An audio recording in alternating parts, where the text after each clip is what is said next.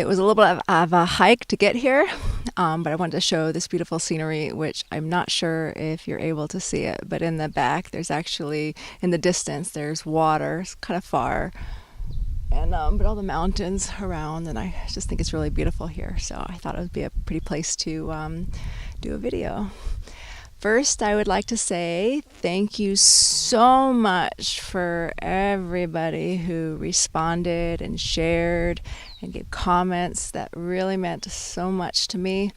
Again, the first time, it was a little tough to get used to speaking in the camera, but it really helps when people give nice comments, and I mean, even negative comments, I would say I have to get used to it eventually, but at least the first one this year was really nice, and I really appreciate that, and thank you very much.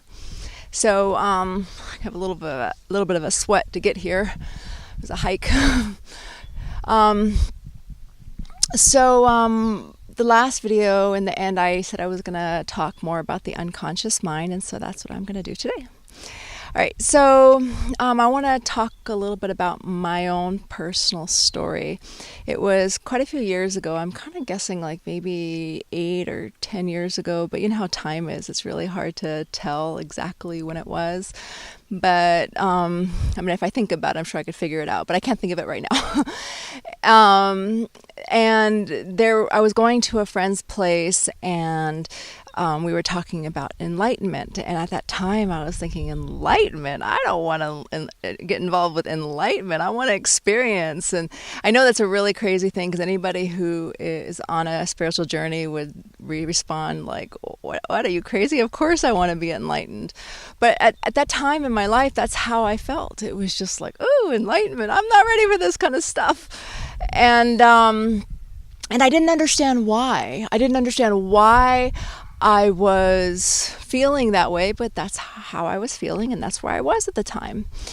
And it was really interesting how things play out, you know, when you're asking for a question, you know, I don't say all the time, but it does happen where, you know, the energy, whether you call it God or the universe or, you know, whatever it is, it communicates in some way. And there, I was on my computer, and there was this video. Now, I don't know exactly when YouTube started, but at the time, I didn't even know what YouTube videos were.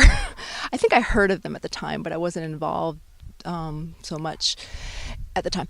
And there was this video that it was about the higher consciousness, and I thought, oh, okay, well, let me watch that. And it was like 45 minutes. I'm getting a few bites right now. I didn't know I was going to be itchy coming here. Maybe mosquitoes. I don't know what it is. Okay, so I was watching this video about it, and this guy, he was speaking about when he was doing seminars to people, you know, with teaching people about their higher consciousness. 50% of the people got it, and 50% they just couldn't get it. It just didn't work at all with all the techniques that they had, and he just didn't understand why. You know, and so I guess his question at the time was the same thing. And one day this guy came in. I think he was from Hawaii, but his teaching was definitely from Hawaii. I don't know if the man was, but I think he was. And he came to the seminar, signed up, and he the presenter, as everybody was signing up, he looked at him and he said, "Why are you here?" And he says, "I don't know, I'm just here. I'm just supposed to be here." And he goes like, "Okay, all right, well, come." But he just knew that there was something different about him, like, you know, why he was there, like he was a teacher or something. And as he was speaking about the higher consciousness, the man said, "I can explain to you why." And he goes, okay. So he sat down, he goes, "You take over." And this is the message. Now, the teaching, I believe, is from the Hunas from Hawaii, but again, it was a long time ago, so I don't really remember all the details. But it was definitely, yeah, I think it was the Hunas because, yeah, it's a different spiritual philosophy from Hawaii. And so what he explained was, if you want to go into your higher consciousness, your higher self, you first have to go into your lower self. Now, I'm going to repeat this again because this is so huge. I mean, I'm not just saying because this is what the guy had said, but in my personal experience, it just really makes sense. And I can understand why people struggle so much that they're trying to deal with their stuff, but they don't know how. They want to be spiritual, but they're struggling, and which I think we're all struggling in some way. That's why we're here. We're still here on this planet. But so he yeah, so he talked about going into, you have to go into your lower self. So, yeah, so to go into your higher self, you first have to go into your lower self. So what does that mean? Since the last video, I talked about the unconscious mind, and yes, that's what it means, going into your unconscious mind. And in the video, he talked about ways to do it, and I don't remember the techniques except one, and the reason why I understood that one is because at the time I was studying it myself, and that was hypnosis. And that's what hypnosis does. Hypnosis goes into the unconscious mind.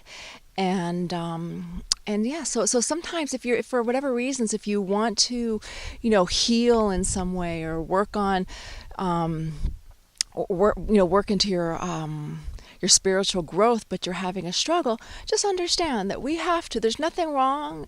It's just part of life, and especially for people who's had a lot of traumas. Like for myself, I've had a lot of traumas in my life. So to me, it was not it made a lot of sense, and it was nothing to be ashamed. I'm not a bad person just because I had a lot of traumas. It just meant that I had to work through more stuff. So it's just going into the unconscious, whatever it is, and it's not for me to say what that is because everybody has their personal experience from our childhood or wherever that was in our growing up. So back to the unconscious mind. Why it's really a cool thing to go into the unconscious mind. If you want to go into your higher self and you're having a difficult time, just know the best thing to do to work on our development is first going into our lower selves before we're ready to go into the higher self. I hope this video is helpful and that my message is clear. And I would like to say feel free to give more comments or questions. I am going to put this up on my Facebook page, which is Facebook whatever that thing is called, InnerCourse. And also you can find me on my YouTube channel, which is Rebecca Joy Channel. And I may want to change that if it's possible one day, but that's what it is right now. And you can find me there. You can sign up if you'd like.